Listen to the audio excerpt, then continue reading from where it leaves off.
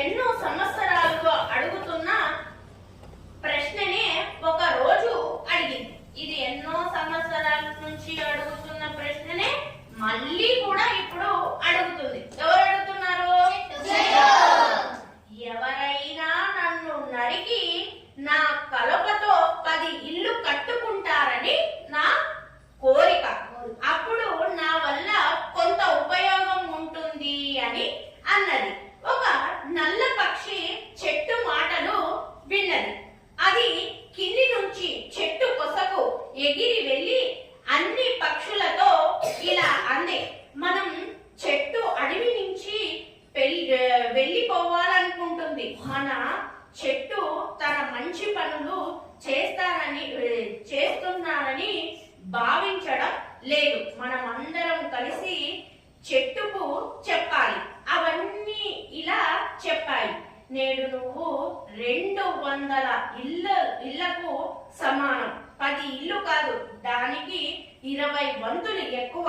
మా అందరికీ నువ్వే ఇల్లు.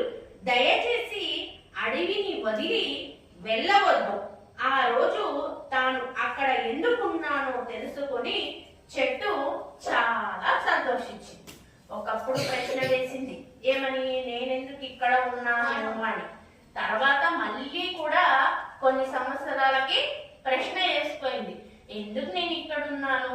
నా నుంచి ఏ ఉపయోగము లేదు, కానీ అది సహాయం చేస్తుంది. కానీ ఆ సహాయం ఏమి అన్నది దానికి తెలియదు. ఇది మాట్లాడుకుంటుంది అనమాట. ఒకరోజు చెట్టు, నేను ఎందుకు ఇక్కడ ఉన్నాను? ఎవరన్నా నన్ను నరికేసి ఒక చెట్టు ఇది ఇంటికి ఏదైనా వాడుకోవచ్చు కదా, లేదంటే దేనికన్నా నన్ను ఉపయోగించుకోవచ్చు కదా అని చెట్టు అనుకుంటుంది అనమాట.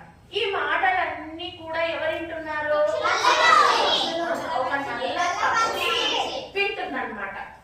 విని అది ఏం చేసింది? పక్షులన్నిటికీ పోయి చెప్తుంది, ఈ చెట్టు మనల్ని వదిలేసి వెళ్ళిపోవాలని అనుకుంటుంది.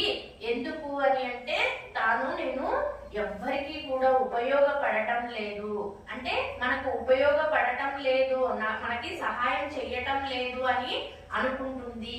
కాబట్టి మనం అందరం కలిసి ఏం చేయాలి? ఫస్ట్ చెట్టు దగ్గరికి వెళ్ళి, చెట్టు నువ్వు ఖచ్చితంగా ఇక్కడే ఉండాలి. ఎందుకు అని అంటే, నువ్వు ఉండడం వల్ల ఎన్ని ఇండ్లు ఉన్నాయి?